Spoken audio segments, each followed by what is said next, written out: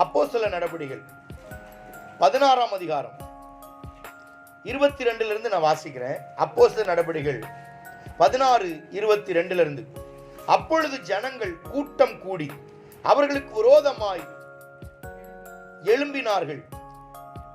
அதிகாரிகள் அவர்கள் வஸ்திரங்களை கிழித்து போடவும் அவர்களை அடிக்கவும் சொல்லி அவர்களை அநேக அடி அடித்த பின்பு சிறைச்சாலையிலே வைத்து அவர்களை பத்திரமாய் காக்கும்படி சிறைச்சாலைக்காரனுக்கு கட்டளையிட்டார்கள்.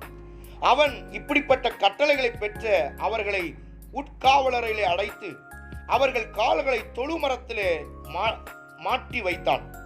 நடுராத்திரியிலே பவுலும் சீலாவும் ஜெபம் பண்ணி தேவனை துதித்து பாடினார்கள். காவலில் வைக்கப்பட்டவர்கள் அதை கேட்டுக்கொண்டிருந்தார்கள். சடுதியில் சிறைச்சாலையின் அஸ்திவாரங்கள் அசையும்படியாக பூமி மிகவும் அதிர்ந்தது.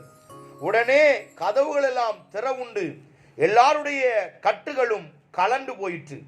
சிறைச்சாலைக்காரன் நித்திரை தெளிந்து சிறைச்சாலையின் கதவுகள் திறந்திருக்கிறதை கண்டு கட்டுண்டவர்கள் ஓடிப்போனார்கள் என்று எண்ணி பட்டயத்தை உருவி தன்னை கொலை செய்து கொள்ள போனார்கள். பவுல் மிகுந்த சத்தமிட்டு, நீ உனக்கு கெடுதி ஒன்றும் செய்து கொள்ளாதே, நாங்கள் எல்லாரும் இங்கேதான் இருக்கிறோம் என்றான். அப்பொழுது அவன் தீபங்களை கொண்டு வர சொல்லி உள்ளே ஓடி நடுநடுங்கி பவுலுக்கும் சீலாவுக்கும் முன்பாக விழுந்து அவர்களை வெளியே அழைத்து வந்து, ஆண்டவமாரே, ரட்சிக்கப்படுவதற்கு நான் என்ன செய்ய வேண்டும் என்றான். எவ்வளவு பெரிய சத்தியம் பாருங்க. பவுலும் சீலாவும் சிறைச்சாலையிலே அடைக்கப்பட்டிருக்கிறார்கள். எதனால் அடைக்கப்பட்டாங்க? சுவிசேஷத்தின் நிமித்தம் அடைக்கப்பட்டிருக்கிறார்கள்.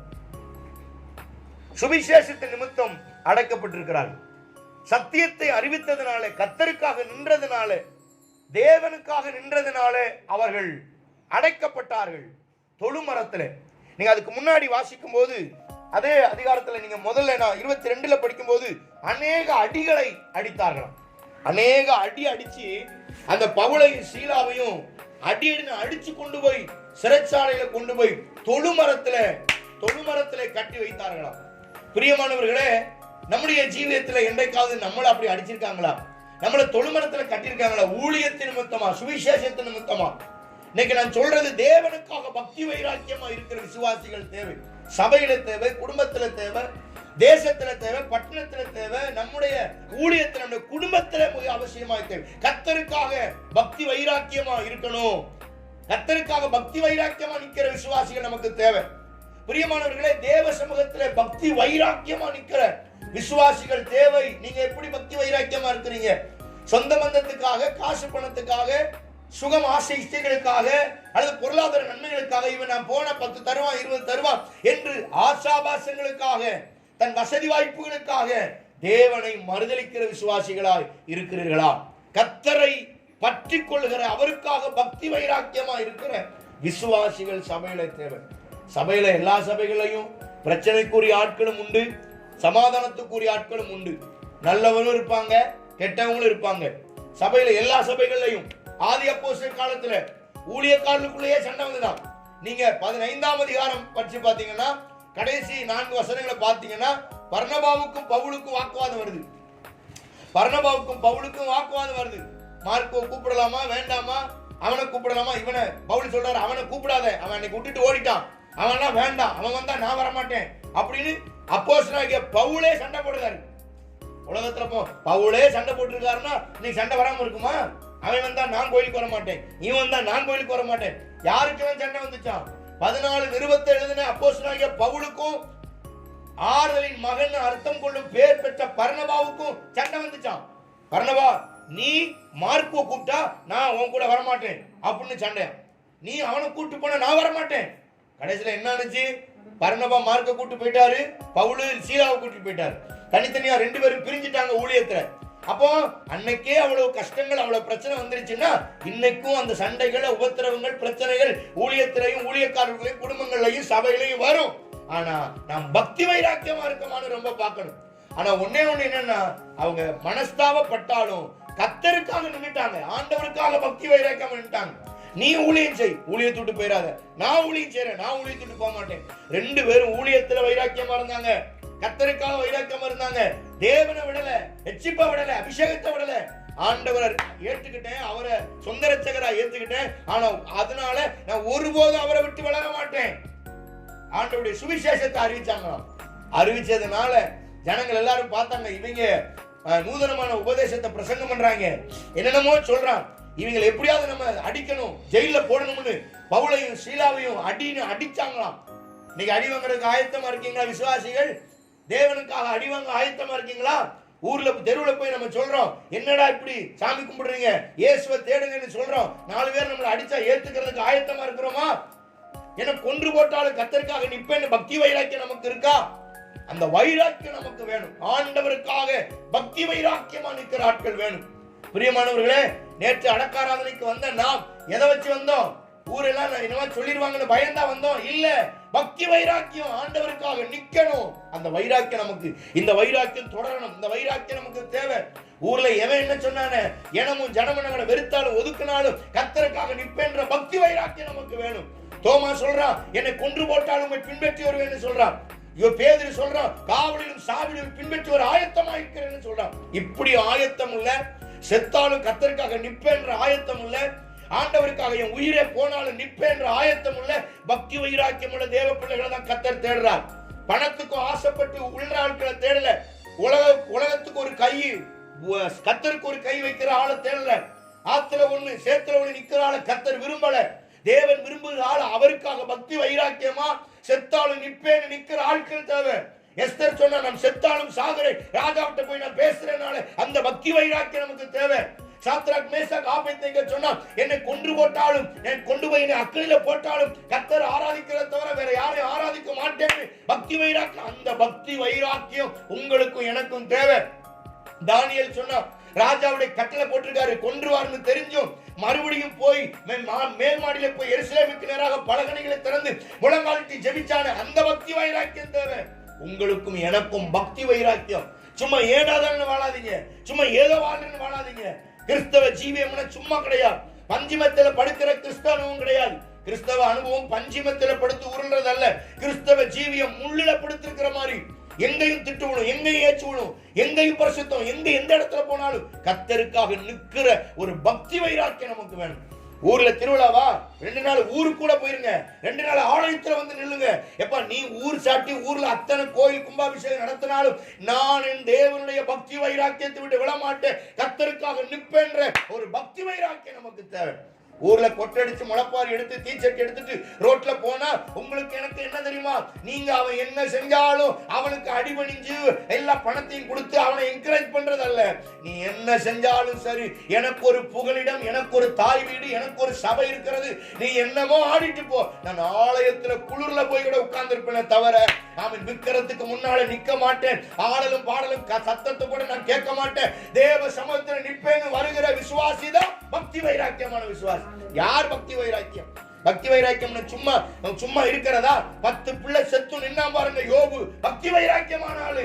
10 பிள்ளை செத்துச்சு, சொத்து சுகம் போச்சு, ஆனா தைரியமா இருந்தான். கர்த்தருக்காக அவர் என்னை கொன்று போட்டாலும் அவர் விசுவாசிப்பேன். இதான் பக்தி வைராக்கியம். இருக்கா உங்களுக்கு எனக்கு இருக்கா? கொஞ்சம் வியாதி வந்துருச்சுன்னா ஆண்டவரை மறுதலிக்கிறோம். கொஞ்சம் பிரச்சனை வந்துருச்சுன்னா ஏன் வந்துச்சு, நான் ஜெபிச்சேன் ஏன் வந்துச்சு, நான் கடவுளுக்கு தேடினேன் ஏன் வந்துச்சு, நான் ஏன் கீழே விழுந்தேன், ஏன் கால் உடைஞ்சு, ஏன் காயம் வந்துச்சு, ஏன் அடி விழுந்துச்சு, ஏன் என் பிள்ளை ஃபெயில் ஆயிட்டு, ஏன் இப்படியாச்சு என்ன தக்க முடியும், என்ன செஞ்சேன்னு பக்தி வைராக்கியத்தில் குறைஞ்சு போறோமே. ஒரே நாளில 10 பிள்ளைகளும் பறி கொடுத்த நிலைமையில கூட யோபு, கர்த்தர் என்னை கொன்று போட்டாலும் அவர் மேல் நம்பிக்கையா இருப்பேன். அந்த பக்தி வைராக்கியம் ஒவ்வொரு விசுவாசிக்கும் தேவை. இழந்தாலும் பரவாயில்ல, செத்தாலும் பரவாயில்ல, என்ன நடந்தாலும் பரவாயில்ல, அவர் மேல் உள்ள வைராக்கியத்தை விட்டுட்டு நான் வெளியே வரமாட்டேன். அவர் மேல இருக்கிற பற்றை விட்டுட்டு வரமாட்டேன். அவர் மேல இருக்கிற நம்பிக்கையை விட்டுட்டு பின்வாங்க மாட்டேன்ற வைராக்கியம் நமக்கு தேவை. வைராக்கியம் இருக்கா நமக்கு? எத்தனை பேருக்கு இந்த வைராக்கியம் இருக்கு? பிரியமானவர்களே, கிறிஸ்தவ ஜீவியம் ஆண்டவர்களை வந்துட்டீங்களா? எல்லாத்திலையும் மாறிடுங்க. கர்த்தருக்குள்ள வந்துட்டீங்களா? டோட்டலா சேஞ்ச், எல்லாம் மாறட்டும். ஒரு சின்ன விஷயம் கூட இல்ல. கர்த்தரை தேடிட்டா ஜாதகத்தை தூக்கி எரிச்சுங்க குப்பையில போட்டு. கர்த்தரை ஏத்துக்கிட்டீங்களா? நல்ல நேரம் கெட்ட நேரம் பார்க்காதீங்க. கர்த்தரை ஏத்துக்கிட்டீங்களா? என் பிள்ளைக்கு கிறிஸ்தவ மாப்பிள்ளை, கிறிஸ்தவ பொண்ணுதான் பாப்பேன்னு நில்லுங்க. எவ்வளவு பெரிய எதிர்ப்பு வந்தாலும் சரி, உலகமே அண்ணன் தம்பி தாய் மாம எல்லாம் நாய் மாமனும் வந்தாலும் நான் நிக்கிறதுல உறுதியா இருப்பேன் சார். என் உபத்திரம் வந்தாலும் என் பக்தி வைராக்கியத்துல நிற்பேன். நிக்கிறமா? செத்த உடனே போய் எந்த டைமை பார்த்து கொண்டு போய் சோசியக்காரன் போய் எந்த டைம்ல செத்துருக்கு, செத்தது கூட நல்ல நேரம் பார்க்கிற உலகத்துல வாழ்றோம். செத்ததுக்கு கூட நல்ல நேரம். ஜாதகம் பார்க்கறேன் உடனே சொல்லிடுறோம் அடப்புல செத்துருச்சு புடப்புல செத்துருச்சுன்றான். கடைசியில் அதுக்கும் ஒரு விஷயம் ஒரு 40 நாள் வைக்க முடியாம, ஒரு ஜெப கூட்டம் வைக்க முடியாம, என்ன ஒரு கேவலமான வாழ்க்கை. கிறிஸ்தவ ஜீவியத்தில் இந்த பேச்சுக்கெல்லாம் இடம் இல்ல. அல்லேலூயா. செத்தா ஜோமணி போடுங்க, தேவ சமத்துல அழுது குமிச்சுட்டு அடக்கம் பண்ணுங்க. அல்லேலூயா. நான் சொல்றேன் செத்த அழவே கூடாதுன்றேன். ஏன்னா நம்முடைய ஜீவியம், மரணம் என்பது சாதாரண கிடையாது. மரணம் என்பது ஆசீர்வாதமானது. பைபிள் சொல்லுது நீதிமானுடைய மரணம் கர்த்தருடைய பார்வையில் எப்படி இருக்குன்னா அருமையா இருக்கிறது. உலகம் தான் நம்ம மரணத்தை நினைச்சு பயப்படுது. இன்னைக்கு நீங்க செத்தா பயப்படுவீங்களா? நான் செத்தா நீங்க செத்தா யாரும் பயப்பட மாட்டோம். இன்னைக்கு கண்ணை மூடுனா டப்புன்னு அங்க திறந்துருவோம். இங்க இருளான வாழ்க்கை, இங்க இருட்டு, ஏமாத்து, ஃப்ராடு, வித்தராட்டம் இதெல்லாம் நடக்கு. பண ஆசை, வெறி பிடிச்ச அரசியல்காரன், ஊழல் பண்றவன். ஆனா இங்க கண்ணு மூடி ஒரு இடத்துல கண்ணை திறந்து அங்க என்ன தெரியுமா தெரியும்? அங்கே பரலோக ஆண்டவர் இருப்பார். அங்க தரிசனம், முகமுகமாய் கர்த்தரை பார்க்கிற ஒரு உன்னதமான அனுபவம். இதான் பக்தி வைராக்கியம். சும்மா கிடையாது. நேரம் பார்க்காதீங்க, நல்ல நேரம் பார்க்காதீங்க. முக்கியமா சாவுக்கு ஓடிவாங்க. கல்யாணத்துக்கு கூட போகாதீங்க. கல்யாணத்தை தூக்கி போடுங்க. மரண ஆராதனைக்கு போங்க. மரணத்துல போய் தான் கர்த்தர் நாமத்தை அங்கதான் தெரியும் என்ன ஏதுன்னு. ஒரு மரணத்துல தான் எப்படி அந்த அடக்க ஆராதனை இருக்கு, நம்ம எப்படி வாழ்ந்தோம் என்பது அதுலதான் தெரியும். நீங்க வாழ்ந்த வாழ்க்கை எப்ப தெரியும்? வாழும்போது ஓவர் ஆட்டம் போடுறவன் நல்லவன் கண்டுபிடிக்கிறது கிடையாது. சாகும் போது அவனுக்கு ஆட 4 பேர் வாராம பாருங்க, அதை வச்சுதான் அவன் எப்படி வாழ்ந்தான்னு தெரியும். அப்படிதானே? சிலர்லாம் இந்த பக்கத்துல ஒருத்தருக்கு ஒரு தாத்தா செத்தாரு, ஒரு ஆள் வரல. நானும் அந்த தேவதானப்பட்டி பாஸ்டரும் சேர்ந்து ஆம்புலன்ஸை பிடிச்சி பார்த்தா அந்த ஆள் வாயிலிருந்து புழு, அப்படியே புழு தள்ளி சாபம். எல்லாத்துக்கும் துரோகம் செஞ்சு, எல்லாத்துக்கும் செய்வனை செய்யற வேலை செஞ்சு, உள்ளேயே குட்டி கருப்பான் என்னமா வச்சு எல்லாருக்கும் செய்வனை செஞ்சு குடும்பத்தெல்லாம் கெடுத்த ஒரு ஜனம் வரல அந்த தெருவுல. அந்த தாத்தாவுடைய மகளும் பேரனும் 2 பேரும் தான், வேற யாரும் இல்லை. நானும் பாச மொத்தம் 5 பேர் தான் கொண்டு போய் அடக்க ஆராதனை நடத்தல. ஜோமணி தூக்கி அவனுக்கு ஜோமன்னாலும் பரலம் போக மாட்டாரு. அவர் அப்படியே வண்டியில ஏற்றி கொண்டு போய் என்ன செஞ்சிட்டோம், கல்லறையில எரிக்கிற இடத்துல கொண்டு போய் போட்டா வெளியே நின்று எரிச்சு அவங்க சாம்பலை வாங்கிட்டு போயிட்டாங்க, முடிஞ்சு. பிரியமானவர்களே, நாம் மரிக்கும் போது நமக்கு யார் வாரா ரொம்ப முக்கியம். அநேக அடக்காரம், நான் சாவுக்கு அடக்காராதனைக்கு, என்னை அடக்காராதனைக்கு பிரசங்கம் பண்றதுக்குன்னே கூப்பிடுவாங்க. ஒரு பாஸ்டர் சொல்லுவாரு, சாவுல பிரசங்கம் பண்றது தெளிவா நீதாயா, நீதான் தெளிவா பிரசங்கம் பண்ற. 40க்குலாம் என்னைதான் கூப்பிடுவாங்க, தெளிவா பேசுவாயா. எனக்கு பெரிய பெரிய ஊழியக்காரங்க உட்கார்ந்துட்டு 40க்கு என்னைய பிரசங்கம் பண்ண சொல்லுவாங்க. ஏன்னா அந்த பிரசங்கம் தான் ஆசீர்வாதமா இருக்கும். அல்லேலூயா. இன்னைக்கும் அருமையான ஜெயராஜ் தாத்தா இறந்த அன்னைக்கு பேசின பிரசங்கம், அந்த 40ல பேசினது இன்னைக்கு எனக்கு ஞாபகம் இருக்கு. எத்தனை பேருக்கு ஞாபகம் இருக்குன்னு தெரியல. ரூத்தை குறித்து பேசினேன். எப்படி, என்ன வசனம்? உயிரோடு இருக்கிறவர்களுக்கும் மரித்தவர்களுக்கும் தயவு செய்கிற கர்த்தர். சாதாரண ஆளல நம்ம ஆண்டவர். யாருக்கு? உயிரோடு இருக்கிறவங்களுக்கு மட்டும் கிருபை இல்ல, செத்தாளுக்கும் கிருபை தராராம். அல்லேலூயா, ஆமென். அவர் தயை பாராட்டுகிறவர், உயிரோடு இருக்கிறவர்களுக்கும் மரித்தவர்களுக்கும் தயை செய்கிற கர்த்தர். இன்னைக்கு நான் உயிரோடு இருக்கேன், எங்க அம்மா இறந்துட்டாங்கன்னா எனக்கும் என் மரித்த என் அம்மாவுக்கும் தயை செய்கிறவர். உயிரோடு இருக்கிற எனக்கு வாழக்கூடிய தயை, மரித்த எங்க அம்மாவுக்கு பரதேசில தயை கொடுக்கிற கர்த்தர். அப்ப அவர் தயை செய்கிறவர், இரக்கம் பாராட்டுகிறவர், நமக்கு உதவி செய்கிறவர். அவரை போல ஒரு தெய்வம் இல்ல. அதனாலதான் சொல்றேன், அவர் மேல் பக்தி வைராக்கியமா இருங்க. அவர் மேல பக்தி வைராக்கியம். என் சொந்த மந்தம் எவனுக்காக இயேசு விட்டு கொடுக்காதீங்க. ஆண்டவரை எதற்காக விட்டு கொடுக்காதீங்க. அற்ப ஆசைக்காக இயேசு விட்டு கொடுத்துறாங்க. ஒரு சொத்துக்காக இயேசு விட்டு கொடுத்துறாங்க. சோத்திரம். ஒரு சாவுக்கு இயேசு விட்டு கொடுத்துறாதீங்க. இயேசு மேல பக்தி வைராக்கியம். பவுல் பக்தி வைராக்கியம். அவன் எப்படி பக்தி வைராக்கியமா இருந்தான் பாருங்க. ஒரே ஒரு காரியத்தை உங்களுக்கு சொல்லி நான் உங்களுக்காக ஜெபம் பண்றேன். எப்படி அவன் பக்தி வைராக்கியமா இருந்தான்? கீழே வாசிக்கும் போது சிறைச்சாலைக்காரர் ரட்சிக்கப்படுறான். ஒரே நாள்ல குடும்பம் முழுசு ஞானஸ்நானம் எடுக்கிறாங்க. ராத்திரில ஞானஸ்நானம், காலையில ஊர்ல எல்லாம் பேசி, எல்லா தலைவர்களும் பேசி, எப்பா அவங்களை ரிலீஸ் பண்ணிருங்க, வெளியே அனுப்பி விட்டுருங்கன்னு சொல்றான். உடனே அந்த காவக்காரன் வந்து சொல்றான், 36, சிறைச்சாலைக்காரன் பவுலுக்கு இந்த வார்த்தைகளை அறிவித்து உங்களை விடுதலையாக்கும்படி அதிகாரிகள் கட்டளை அனுப்பினார்கள். ஆகையால் நீங்கள் இப்பொழுது புறப்பட்டு சமாதானத்தோட போங்கன்னு சொல்றான். இப்ப நம்ம என்ன செஞ்சிருப்போம்? அப்பா பிழைச்சோம்டான்னு டக்குன்னு சட்டையை மாட்டிக்கிட்டு செருப்பை மாட்டிக்கிட்டு ஓடி இருப்போம். அடுத்த வசனம் பவுல் சொல்றான் பாருங்க. பவுல் சொல்றது பாருங்க. அதற்கு பவுல், ரோமராகிய எங்களை அவர்கள் நியாயம் விசாரியாமல் வெளியரங்கமாய் அடித்து சிறைச்சாலையில போட்டார்கள். இப்பொழுது ரகசியமாய் எங்களை விடுதலை ஆக்குகிறார்களே, அப்படி அல்ல, அவர்களே வந்து எங்களை வெளியே அழைத்து அனுப்பி அதாவது வெளியே அனுப்பி விடட்டும் என்றான். நம்ம சொல்லுவோமா, டைம் கிடைச்சா ஓடிடுவோம், லைட்டா கதவு திறந்துருந்துச்சா சந்து பொந்த வழியா உள்ள பூந்து வெளியே ஓடிடுவோம். ஆனா பவுல் சொல்றான், எவன் என்ன அடிச்சு இந்த ஜெயில போட்டானோ அவன் தான் வந்து என்னை ரிலீஸ் பண்ணும். வைராக்கியத்தை பாருங்க, அதான் வைராக்கியம். என்னை எல்லாருக்கும் முன்னால தெருவில் அடிச்ச, எல்லாரும் முன்னாடி என்னை கன்னத்துல அடிச்சிருக்கீங்க, என்னையும் பவுலையும் சீலாவையும் அடிச்சு எங்களை ஜெயில கொண்டு போய் தொழுமரத்துல கட்டினீங்க. அத்தனை பேரும் பார்க்க, அதேதான் சொல்றான், எப்படி அத்தனை பேரும் பார்க்க எங்களை அடித்து ஜெயில போட்டீங்களோ அத்தனை பேரும் பார்க்கும்படி எங்களை வெளியே கொண்டு வா. ஏன்னா உள்ள போகும்போது கர்த்தர் இருந்தார், வெளியே வரும்போது கர்த்தர் தான் என்னை வெளியே கொண்டு வந்தார் என்கிற பக்தி வைராக்கியத்தை ஜனங்கள் பார்க்கட்டும்னு பவுல் தைரியமா சொல்றான். நான் வெளியே போக மாட்டேன்பா. நான் அப்பதான் அதாவது அவன் வெளியே போனா எப்ப போயிருக்கணும், வெளியே போனா எப்ப போயிருக்கணும், தொழுமரத்துல மாட்டி உள்ள அவனை அடைச்சு வைக்கும் போது பவுலும் சிலவன் ஆராய்ச்சி துதிக்கும் போது கட்டுகள் உடையும் போதே ஓடி போயிருக்கணும்.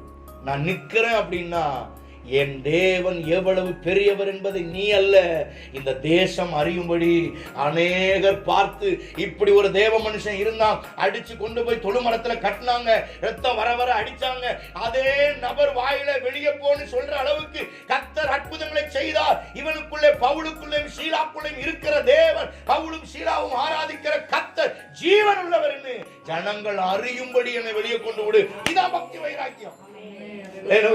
அதனாலதான் மத்தேயுல ஜெபம் பண்ண சொல்லி கொடுக்கும்போது சொல்றாரு, நீயோ ஜெபம் பண்ண வேண்டிய விதமாவது அந்தரங்கத்தை, அதாவது உன் கதவை பூட்டி அந்தரங்கத்தில் இருக்கிற பிதாவை நோக்கி ஜெபம் பண்ணு, அப்பொழுது அந்தரங்கத்தை பார்க்கிற உன் பிதாதாமே. எத்தனை நான் சொல்றது புரியுது? ஜெபம் அந்தரங்கம், உங்களுடைய உபவாசம் அந்தரங்கம். நீ உங்க கண்ணீர் யாருக்கும் தெரியாம, உங்க அழுகை யாருக்கும் தெரியாம, ஆனா ஆண்டவர் சொல்றாரு, அழுகையும் கண்ணீரும் ஜெபமும் உபவாசமும் வேணா யாருக்கும் தெரியாம கதவை அடைச்சுக்கிட்டு நீ செய்யலாம். ஆனா பதில் எப்படிதான் வரும்? உலகமே பார்க்கிற அளவுக்கு கர்த்தர் பதில் தருகிறார். ஜெபம் அந்தரங்கமா இருக்கலாம், ஆனா பதில் வெளியரங்கமா தான் இருக்கும். உன்னை அடிச்சு கொண்டு போனது வேணும்னா யாருக்கும் தெரியாம ராத்திரியோட ராத்திரியா கொண்டு போயிருக்கலாம். ஆனா உனக்கு ஜெயம் கொடுக்கிற கர்த்தர் நீ யார் என்பதை நிரூபிக்கிறது. 1000 பேர் பார்க்கத்தக்கதாக, இவன் ஒரு தேவ மனுஷன் என்று நிரூபிக்கத்தக்கதாக கர்த்தர் ரகசியமாய் அல்ல வெளியரங்கமான பதிலை தருவார். இந்த காலை ஜெபத்துக்கு வந்திருக்கிற தேவ பிள்ளைகளை, கர்த்தர் மேல ஒரு பக்தி வைராக்கியம் உங்களுக்குள்ள இருக்கும்னா, எப்பா நீ என்ன விடுதலை பண்ணாத, என்னை விடுதலையாக்குகிறவர் கர்த்தர் என்பதை ஜனங்கள் அறியும்படியாக எனக்கு கர்த்தர் ஒரு காரியம் செய்வார். தேசத்தின் அதிபதிகள் எவன் என்னை அரெஸ்ட் பண்ண சொன்னானா அவன் இங்க வந்து என்னை விடுதலை ஆக்கணும். அதுதான் எனக்கு வைராக்கியம். ஆமென், அல்லேலூயா. இந்த வைராக்கியம் விசுவாசிகளுக்கு தேவை, இந்த தேவ பலம் நமக்கு தேவை. எவனுக்காக விட்டு கொடுக்காதீங்க ஆண்டவரை, யாருக்காக ஆண்டவர் விட்டு கொடுக்காதீங்க. புருஷனுக்காக இயேசு விட்டுறாதீங்க, மனைவிக்காக இயேசு விட்டுறாதீங்க. ஊர் திருவிழா வச்சிருக்காங்க, அதனால கொஞ்சம் அந்த சைடு சாஞ்சிட்டு ஜூன் மாசம் உள்ள வந்துடுறேன்னு ஆண்டவருக்காக அப்படி திரும்பிடாதீங்க. இல்ல வேண்டாம், கர்த்தருக்காக எதை இழப்பதற்கு ஆயத்தமா இருக்கு. யோபு அப்படித்தானே சொன்னா, உள்ள போயிட்டா போடா, போயிட்டு போகுது. பொண்டாட்டி சொன்னா, இன்னுமாடா நீ நல்லவனா வாழ்ற, இன்னுமா அந்த இயேசு இயேசுன்னு அலையிற, தேவனை தூசித்து ஜீவனை விடு. அவன் சொன்ன, பைத்தியக்காரியா நீ? கேட்ட கேள்வி பத்தியா? பக்தி வைராக்கியம். பொண்டாட்டியை பத்தி பைத்தியக்காரங்க சும்மா விட்டுருவாளா? அவன் சொல்றான் பக்தி வைர, பைத்தியக்காரி மாதிரி பேசுறிய. தேவனிடத்தில் நன்மை பெற்ற நாம் அவரிடத்தில் தீமையும் பெற வேண்டாமா? கேட்ட கேள்விதான் வைராக்கியம். இதான் வைராக்கியம். வந்தா மட்டும் சோத்திரம் இல்ல, இழந்தாலும் சோத்திரம் பண்ணுங்க. கிடைச்சா மட்டும் சோத்திரம் அல்ல, இல்லாம போனாலும் சோத்திரம் பண்ணுங்க. சோத்திரம் தீபாவளிக்கு போனஸ் 10,000 வந்தா மட்டும் இயேசுவே சோஸ்திரம் அல்ல, இருக்கிற 10,000 நம்மகிட்ட இருந்து வெளியே போனாலும் கர்த்தருக்கு சோத்திரம். கர்த்தர் எனக்கு தந்தார், நிர்வாணியாய் வந்த நிர்வாணியா இடத்துக்கு போறேன், கர்த்தர் கொடுத்தார், கர்த்தர் எடுத்தார், கர்த்தர் நாமத்துக்கு ஸ்தோத்திரம். அந்த பக்தி வைராக்கியம் நமக்கு இருக்கா? இன்னைக்கு எத்தனை பேருக்கு அந்த பக்தி வைராக்கியம் இருக்கு? மழை வந்தா கோயிலுக்கு வர மாட்டேங்க, தண்ணி வந்தா தண்ணி பிடிக்க ஓடிடும், தெருவா 24 விளக்க மாட்டிட்டு அலையிறோம், சர்ச்சுக்கு லேட்டா வரோம், ஆராதனைக்கு லேட்டா ஆட்டோல வந்து இறங்குறோம், டைமுக்கு வரமாட்டேன்றோம். என்ன பக்தி வைராக்கியம் நம்மகிட்ட இருக்கு? பாஸ்டர்கிட்ட வரமாட்டேன்றீங்க. இது பக்தி வைராக்கியமா?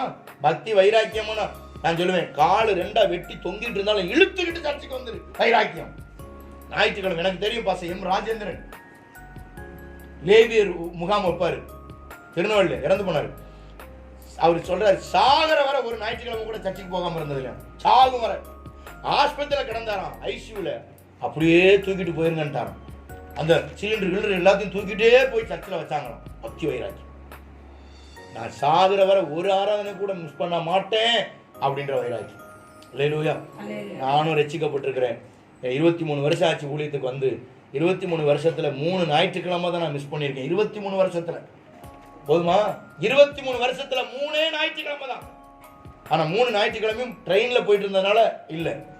மற்றபடி எல்லா ஞாயிற்றுக்கிழமையும் கர்த்தருடைய ஆலயத்துல ஒன்று ஆண்டுடைய வார்த்தையை பேசுவேன், இல்லைன்னா அவருடைய வார்த்தையை கேட்பேன். விடமாட்டேன் ஆராதனை விட்டுட்டு. நீங்களும் நானும் எப்படி இருக்கோம்? பக்தி வைராக்கியம் இருக்கா? அதனாலதான் சார் நம்மளை நிக்க வச்சிருக்கிறார் ஆண்டவர். அவர் மேல அவ்வளவு பாசம் இருக்கிறதுனாலதான் அவர் நம்ம பாவங்களை மன்னிச்சு நம்மளை இன்னும் நிக்க வச்சிருக்கிறாருன்னு அதான் காரணம். சும்மா ஆண்டவர் எல்லாரையும் வைக்க மாட்டார், சும்மா எல்லாரையும் வாழ வச்சிட மாட்டார், அடிச்சு ஒண்ணு இல்லாம வைக்கிறவர். நம்மளை வச்சிருக்கிறாரு, நிக்க வச்சிருக்கிறாருன்னா அவருக்காக நாம வைச்ச பக்தி வைராக்கியம். ஆலயத்தை கொடுத்ததுனா பக்தி வைராக்கியம், சுவிசேஷத்தை கொடுத்ததான பக்தி வைராக்கியம் தான் இன்னைக்கு நம்மளை நிக்க வச்சிருக்கு. வைராக்கியமான இல்லைங்க, பவுலுக்குள்ள இருக்கிற வைராக்கியம். அவன் வந்து என்னை என்ன செய்யட்டும், ரிலீஸ் பண்ணட்டும், அவன் வந்து என்னை வெளியே கொண்டு வரட்டும் அப்படின்னு என்ன செஞ்சானா சொல்லி இருந்தானோ. அப்படி பைபிள் சொல்லுது. அடுத்து, சேவர்கள் இந்த வார்த்தைகளை அதிகாரிகளுக்கு அறிவித்தார்கள். ரோமராய் இருக்கிறார்கள் என்று அவர்கள் கேட்ட பொழுது பயந்து வந்தார். உடனே அவனே பயந்து. என் பக்தி வைராக்கியத்தை பார்த்து, உங்க பக்தி வைராக்கியத்தை பார்த்து அவங்க பயப்படணும். அல்லேலூயா, ஆமென். ஆஸ்பத்திரியில முடியாம இருக்கும்போது சோத்திரம் சோத்திரம் சோத்திரம் சொல்றதை பார்த்து டாக்டர் பயப்படணும். என்னமா நீ சோத்திரம் ஆத்திரம் நாம சோத்திரம் சோத்திரன்றேன்னு டாக்டர் பயப்படணும், நர்ஸ் பயப்படணும். நாம என்ன செய்யறோம்? சில விசுவாசிகளுக்கு உடம்பு சரியில்லைன்னு ஆஸ்பத்திரிக்கு போனாங்கன்னா கையில ஒரு எலுமிச்சம்பழம். நான் பார்த்திருக்கேன் எத்தனை விசுவாசிகளுக்கு போய் ஜோம் பண்ணும் போது நான் வெறுத்து போய் ஜோம் பண்ணிட்டு வருவேன். தலைமாட்டில் எலுமிச்சம்பழம், இந்த சைடு திருநீர், இங்கிட்டு பட்ட ஒரு கொட்டை. இது தேவையா நமக்கு? விசுவாச வாழ்க்கையா இது? இது தேவ சமூகத்தில் நிக்கிற பக்தி வைராக்கியம் உள்ள விசுவாசியா? ஒரு பைபிளை வச்சா சந்தோஷம், ஒரு ஜெபிக்கிற ஆளை வச்சா சந்தோஷம். எனக்கு தெரியும், ஒரு பாஸ்டர் உடம்பு சரியில்லாம ரொம்ப முடியாம இருக்கும்போது 4 அசிஸ்டன்ட் பாஸ்டர் சுத்தி உட்கார வச்சு மாறி மாறி வசனம் வாசிட்டார். ஆரம்பிச்சு மத்தையில் ஆரம்பிச்சு வெளிப்படுத்தின விசுவாசம் வாசிச்சு முடிக்கிறதுக்குள்ள பாஸ்டர் எழுந்து நல்லாயிட்டார். இதாங்க ஊழியம், இதான் வைராக்கியம். மருந்து மாத்திரை என்னை சுகமாக்காது, என்னை சுகமாக்குவது இந்த வசனம் என்கிற மாத்திரை தான். இது சுகமாக்கும் நம்மளை, இது விசுவாசம் தரும், இது வைராக்கியத்தை தரும். பக்தி வைராக்கியம். நமக்கு ரோதமா எழுமன எத்தனை பேர் எழுமுனாங்க. கர்த்தர் நம்மளை நிக்க வச்சிருக்க. பக்தி வைராக்கியம் நமக்கு இருக்கா? உங்களுக்கு பக்தி வைராக்கியம்? தேவன் பேர்ல பக்தி வைராக்கியம் இருக்கா? தேவனுக்காக வாழ்ற பக்தி வைராக்கியம் இருக்கா? ஒருவேளை நல்ல நேரம், கெட்ட நேரம், ஜாதகம், ராவு காலம், யமகண்டம், அந்த நாள் இந்த நாள், செத்ததுக்கு அப்புறம் அடப்பு பொடப்பு இப்படியெல்லாம் நீங்க மனசுல வச்சுக்கிட்டு யாராவது இந்த சர்ச்சுக்கு வந்தீங்கன்னா தயவு செய்து நீங்க நரகம் தான் போயிருக்கீங்க. டைரக்டா நரகம் தான். உங்களுக்கு எல்லாம் ஆண்டவர் விட்டு கொடுக்கவே மாட்டார். ஜாதகம்ன்ற பிசாசை கொண்டு குப்பையில போடுங்க. தரித்திரம் பிடிச்ச சாபம் ஜாதகம் பார்க்கறான், நல்ல நேரம் பார்க்கறான், தாலி கட்டு கல்யாணம் முடிச்சு மணமலைக்கு வீட்டுக்கு போயிட்டு இருக்கும்போது அந்த கல்யாண வஸ்திரத்திலேயே விபத்துல 2 பேரும் செத்தான் நல்ல நேரம் பார்த்து. ஆனா நேரங்காலம் பார்க்காம அது வாட்டுக்கு ஒரு கோயிலுக்கு போது தாலியை கட்டுது, அது நல்லா இருக்கு. சாதகம் பார்த்த வாழ்க்கை என்ன ஆச்சு? வீட்டுக்கு மனையடி சாத்திரம் எல்லாம் பார்த்து பாத்ரூம் இங்கிட்டு இருக்கணும், அக்னி மூளை, அந்த மூளை, இந்த மூளை இல்லாம அந்த மூளை இந்த மூளைன்னு பேசிக்கிட்டு வீட்டை கட்டிக்கிட்டு வீடு முழுசும் தண்ணி வந்து குமிஞ்சு வீடு இடிஞ்சு விழுது. இதுக்கு என்ன சொன்னாங்க? மெட்ராஸ்ல கொண்டு போய் ஆத்துக்குள்ள போற 1000 வீடை கட்டினா மழை வந்தது, சூறாவளி சுனாமி வந்த மாதிரி வந்து அத்தனை மூடி அத்தனை வீடு நாசமா போச்சு. ஏன்? ஜாதகம் பார்த்தா, நல்ல நேரம் பார்த்தா, வீட்டை பார்த்து எல்லாம் பார்த்தான் செஞ்சான். மனையடி சாத்திரம் பார்த்து கட்டினா, மனையடி சாத்திரம் பார்த்தவன் இடத்துக்கு எங்க கட்டிருக்கோம்னு யோசிக்காம எங்க வாங்கி போட்டிருக்கோம்னு தெரியாம தானே கட்டினா. அன்னைக்கு சோசியக்காரன் என்ன சொன்னா, அன்னைக்கு பூசாரி என்ன சொன்னா, அவன் சொல்லி தானே கட்டின. இதெல்லாம் யோசிக்க ஜனங்களுக்கு அறிவில்லை. பிரியமானவர்களே, ஜாதகம் அல்ல, நமக்கு ஜாதகம் இதுதான். உண்மைதானா? எத்தனை பேர் சொல்றேன்? சரி, கையில பைபிள் இருக்கா? பைபிளை தூக்கி சொல்லுங்க, ஏன் ஜாதகம் இதுதான், இதுல என்ன சொல்லி இருக்கு, நீ வாழ்ந்து சுகமாயிருப்பாய். இந்த ஜாதகம் என்ன சொல்லுது? எனக்கு கர்த்தர் 1000 லட்சக்கணக்கில் என்ன குறித்து எழுதி வச்சிருக்கிறார். இது என்ன பார்த்து சொல்லுது? அதுதான் இது என் கண்ணாடி. நான் எப்படி வாழணும்ன்றது எனக்கு ஒரு கண்ணாடி. இதுல என்ன சொல்லிருக்கு அதை நான் செய்வேன். பக்தி வைராக்கியம். இந்த வைராக்கியம் உங்களுக்கு இருக்கு. உலகம் சொல்ல நாளைக்கு நீ செத்துருவனு. பைபிள் சொல்லுது நீ நீடித்த நாட்கள் நிலைத்திருந்து நீ எருசலேமின் வாழ்வை காண்பானா இந்த வசனத்தை தான் நம்பவே தவிர ரோட்ல போற புறம்போக்கு சொல்ற வார்த்தை நம்பக்கூடாது. ஒரு பொறுக்கி ஒரு மொல்ல மாதிரி முடித்தவைக்கு பூசா என்ற வேஷத்துல இருக்கிற அயோக்கியம் சொல்றது அல்ல. வசனம் என்ன சொல்லுது? கர்த்தர் என்ன பார்த்து சொல்றார்? நீ வாழ்ந்து சுகமாயிருப்பாய், உன் பிள்ளைகளை இஸ்ரவேலுக்கு உண்டாகும் சமாதானத்தையும் காண்பாய். டாக்டர் சொல்லுவான் நாளை 24 மணி நேரம் டைம், புரோனியமாவுக்கு 24 மணி நேரம் டைம்னு சொல்லுவான் டாக்டர். பைபிள் சொல்லும் நீ பிள்ளைகளையும் இஸ்ரவேலுக்கு உண்டாகும் சமாதானத்தையும் காண்பாய்னு வசனம் சொல்லுது. நீங்க யாரை நம்பணும்? 24 மணி நேரத்தை அல்ல, 365 நாளும் நீ நடத்துகிற என் தேவனாகிய கர்த்தர் எனக்கு சொன்ன அவருடைய சத்தியத்தை நம்புறேன். இதுல சொல்லி இருக்கு, நான் வரும் வரை நீ உயிரோடு இருப்பது எனக்கு சித்தமானார், உனக்கு என்னடான்னு சொன்னார் பாருங்க. இந்த வார்த்தையை நம்பணும். அப்ப நம்ம எதை நம்பணும்? சாதகத்துல 7 மணி 5.25 நிமிஷம்ன்றதை நம்பாதீங்க. நிறைய பேர் டைம். ஒரு நாள் ஒரு விசுவாசி ஆஸ்பத்திரியில் இறந்து போச்சு. இறந்த உடனே டைம் எத்தனை மணிக்குன்னு ஒருத்தர் கேட்டோ முட்டாள் போயா. அதனால தானே ஒன்றும் நடக்க மாட்டேங்குது. ஜாதகம் வேஸ்ட், ஜாதகம் வேஸ்ட். தயவு செய்து ஜாதகம் பார்க்காதீங்க, ஜோம் பண்ணுங்க. அல்லேலூயா. ஒரு போர் போடணுமா, ஊழியக்காரர் கூப்பிட்டு வந்து ஜோம் பண்ணி இந்த இடத்துல தோண்டுனா தண்ணி வரும். ஜாதகம் பார்க்காதீங்க. கல்யாணம் எத்தனை என்னைக்கு வைக்கணும், உடனே போய் சோசியக்காரரை பத்தி என்னைக்கு கல்யாணம் வச்சா நல்லா இருக்கும். இவனே கல்யாணம் முடிச்சாம கோமாளி மாதிரி உட்காந்துருப்பான். அவன் ஒண்ணு சொல்லலாம், இதை கேட்டு இதாலையும் செலவு சாவுல பார்த்துருக்கீங்களா? இந்த முடுக்கான எள்ளு கடுகெல்லாம் வச்சுக்கிட்டு இங்க இருந்து போட்டுக்கு போங்க. அது என்னன்னு கேட்டேன் ஒரு நாள், ஏன் இந்த கடுகெல்லாம் போட்டு போறீங்கன்னு. அதுக்கு ஒருத்தர் சொன்னார், ஒரு பெரிய வயசான மனுஷன், கடுகு ஏன் போட்டு போறோம்னா புதைச்சதுக்கு அப்புறம் நடுராத்திரி 12 மணிக்கு செத்த ஆவி எந்திரிக்குமா, எந்திரிச்சு இந்த கடுகை பிறகிட்டே வருமா, வழி பார்த்து பாதி தூரம் வந்த உடனே விடிஞ்சிருமா, உடனே எடுத்த இடத்துல போட்டு போயிருமா, திரும்ப நாளைக்கு எந்திரிக்குமா, எந்திரிச்சு கடுகையை பிறக்கிட்டு வருமா, பாதியில வெளிச்சமாயிருமா, விடிஞ்சிருமா, திரும்ப போட்டுருமா. என்ன சார் முட்டாள்தனமான காரியம். இந்த வடகரை சைடு போயிட்டுன்னு வச்சுக்கோங்க, வடகரை சைடு போயிட்டு வச்சுக்கோங்க, செத்த உடனே அவங்க பாடி கிட்ட போகும், ஒரு டம்ளர் தண்ணி ஊற்றி ஊற்றி விடுவாங்க. அது ஒரு தாள்கிட்ட கேட்டேன், ஏன் தண்ணி ஊத்துறிய, திரும்பி வந்து தாகமா இருக்கு கொஞ்சம் குடின்னு கேட்பாரு. அதனால தான் இப்பவுமே ஊத்திட்டேன். என்ன ஒரு கேவலமான காரியம் இதெல்லாம். அந்த அக்ரகாரத்துல தான் பார்த்துருக்கேன். அந்த பல்டாட்டு சாமி இருப்பார், அந்த அக்ரகாரத்தில் எல்லாம் கோப்பு கோப்பையா ஊத்துன. அது போனவன இந்த மாலையெல்லாம் பெருக்கி விட்டுட்டு அதுல ஊற்றி சண்டை போட்ட எழுத்து வீட்டுக்காரி இந்த காரியம் ஒரே டைம்ல பெருக்கணும். இவா வீட்டு முன்னாடி குப்பை அங்கிட்டு போயிட்டு அது இங்க போய் எங்கடி அந்த மாலை இந்த பை இங்க வருது, அந்த பை இங்க வருது, ஒரே பம்பு பண்ணிக்கிறாங்க. லேலூயா. இப்ப நீங்களும் அப்படிதானா? லேலூயா. தயவு செய்து கர்த்தர் மேல பக்தி வைராக்கியமா இருங்க. ஆமே. ஏய் வந்தா ஒரு டம்ளர் தண்ணியை கொடுங்க. பைபிள் அதானே சொல்லு, சத்துருக்களை சிநேகம் தானே சொல்லியிருக்கு. உன சபிக்கோட ஆசீர்வாதம் சொல்லியிருக்கு. பேய் பிசாசே வந்தாலும் என்ன வேணும் உனக்கு, சாப்பாடு வேணுமா, சாப்பிட்டு போ, தண்ணி வைக்க. லேலூயா. ஆனா நாயா நக்கி வாய வச்சு குடிக்கிறதுக்கு பேய்க்கு தயவு செய்து யோசிங்க. ராவு காலம் யமகண்டம். நீ நல்ல மனசோட இருந்தீங்கன்னா எல்லாம் நல்லதுதான் நடக்கும். காலங்கள்லாம் பைபிள் சொல்லுது, காலங்களை மாற்றுகிறவர் கர்த்தர், காலத்தை அறிந்தவர் ஆண்டவர். தெரியுமா உங்களுக்கு? பூச்சக்கரத்தின் குடிகளை அவருடைய காலங்களை அறிந்தவர் பைபிள் சொல்லுது. வேதம் சொல்லுது, சமுத்திரத்தை குலுக்குகிற கர்த்தர்னு சொல்லியிருக்கு. ஆண்டவர் குறிச்சி சமுத்திரத்தை சுனாமி ஏன் வந்துச்சு, ஒரு டைம் குலுக்கி பார்த்திருக்காரு. குலுக்குனா என்ன ஆகும்னு ஒரு தடவை ஒரு நிமிஷம் குலுக்குனதுக்கு ஜோலி முடிஞ்சு போய் சாப்பிட்டோம். ஜப்பான்காரன் காலையில பணக்காரனா, நைட் பிச்சைக்காரனா, ஒரே ஒரு செகண்ட்ல தேவன் அப்படி ஒரு அசைச்சாருன்னா கள்ளிப்படி தாங்குமா? லேலூயா. நான் விசுவாசிக்கிற இந்த திருவிழா டைம்ல ஒரு அசைக்கணும்னு. ஆமே. என்ன ராஜாத்தியமா மூஞ்சி ஒரு மாதிரி ஆயிடுச்சு. ஐயோ நானும் கள்ளிப்பட்டி சொல்லிருங்க பாஸ்டர், அசைக்கும் போது நான் கம்பத்துக்கு போயிடுறேன்னு. லேலூயா. அசையாது. இதுதான் சத்தியத்தை பேசுறாள். இப்ப சொல்லணும், இப்ப அந்த வார்த்தை நம்ம சொல்லணும், அசைக்கட்டும் பாஸ்டர், ஏன் வீடு அசையாது. லேலூயா. ஊர்ல எல்லாருக்கும் கொரோனா வரலாம், ஆனா எனக்கு என்ன செய்யாது கொரோனா. அப்படியே வந்தாலும் என் உயிருக்கு சேதம் வராது. லேலூயா. இந்த வைராக்கியம் நமக்கு இருக்கான்னு பார்க்கணும். விசுவாசிகளே, தேவ பிள்ளைகளே, பக்தி வைராக்கியம். உங்களுக்கு பக்தி வைராக்கியம் இருந்ததுன்னா நீங்க போனவொன்னே ஜாதகத்தை கிழிச்சு போடுங்க. லேலூயா. ஆமென். நான் சர்ச்சு ஆரம்பிச்சா, சர்ச்சு நிறைய பேர் வீடு கட்டுனா சாவுக்கு போக மாட்டாங்க. சர்ச்சு கட்ட ஆரம்பிச்சாலும் நான் சாவுக்கு போகணும். இதெல்லாம் நம்ம மூடத்தனமான காரியங்களை தூக்கி எரிஞ்சிருங்க குப்பை. அல்லேலூயா. இன்னைக்கு நம்ம அதை யோசிக்கிறோம். நாளைக்கு நம்ம வீட்டில் ஒரு இழப்பு வரும்போது நம்ம வீட்டுக்கு அப்படி செஞ்சா எப்படி இருக்கும் பாருங்க. நிறைய அப்படி இருக்காங்க பாருங்க, நிறைய பேர்.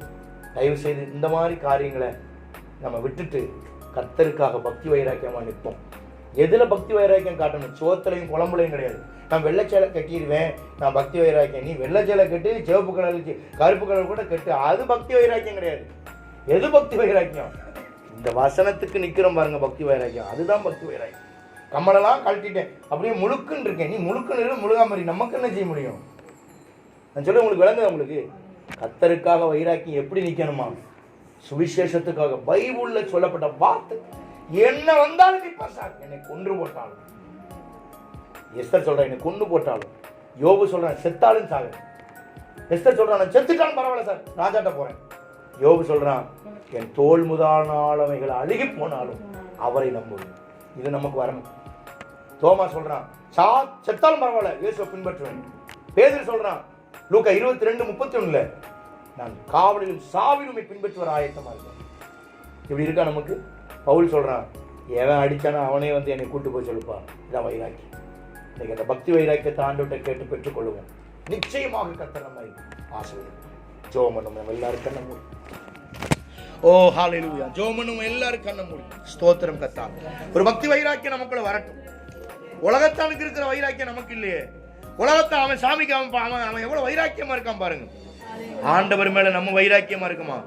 ஞாயிற்றுக்கிழமை எங்கிட்டாவது ஓடிடும், ஞாயிற்றுக்கிழமை சுத்துறோம், ஞாயிற்றுக்கிழமை லேட்டா வரோம், ஞாயிற்றுக்கிழமை 8 மணிக்கு ஆராதனை 7:45 உள்ள இருக்கணும். அதான் வைராக்கியம், பக்தி வைராக்கியம். லேட்டா வரும். ஞாயிற்றுக்கிழமை ஒரு போன் வந்தா வெளியே போய் பேசுறோம். ஞாயிற்றுக்கிழமை அந்த செல்போனுக்கு முக்கியத்துவம் கொடுக்குறோம். ஏதாவது ஒரு போன் வந்துருச்சுன்னா உடனே வெளியே போய் சர்ச்சில் பேசிட்டு இருக்கோம். உண்மையான தேவனுடைய பிள்ளைகளை எல்லாவற்றையும் கர்த்தர் மாற்று. ஒரு வைராக்கியம். ஞாயிற்றுக்கிழமை ஆனா போனை சுவிட்ச் ஆஃப் பண்ணி ஓரமா போட்டுருங்க. அந்த ஆண்டவரே இது உம்முடைய நாள், உம்முக்குரிய நாள், உம்முடைய ஆராதிக்கிற நாள். இதுல எந்த ஒரு காரியத்துக்கும் இடமே இல்ல. உங்க மட்டும்தான் பா, அன்னைக்கு உங்களை மட்டும்தான் தேடுவேன். சோறு குழம்பு ஆக்கிட்டு அலையாதீங்க. சோறுக்கும் குழம்பு ஆக்கணும், அதனால லேட் ஆயிடுச்சு, துணித வச்ச லேட் ஆயிடுச்சு, பாத்திரங்கள் இதெல்லாம் பேசாதீங்க. ஞாயிற்றுக்கிழமை சாக்கு போக்கு சொல்லாதீங்க. ஆலயம் 8 மணிக்கு வாங்க. லேட்டாக உங்களுடைய ஆவிக்குரிய ஜீவியம் கீழே போயிடும். பக்தி வைராக்கியம் தேவை சிஸ்டர். பக்தி வைராக்கியமா? பக்தி வைராக்கியம் காலவிடல கர்த்தர் நமக்கு ஒரு பக்தி வைராக்கியத்தை கர்த்தர் தருவாரா? ஜெபம் பண்ணுவோமா? கர்த்தாவே உம்மை ஸ்தோத்திரிக்கிறேன். எல்லாரும் ஜெபம்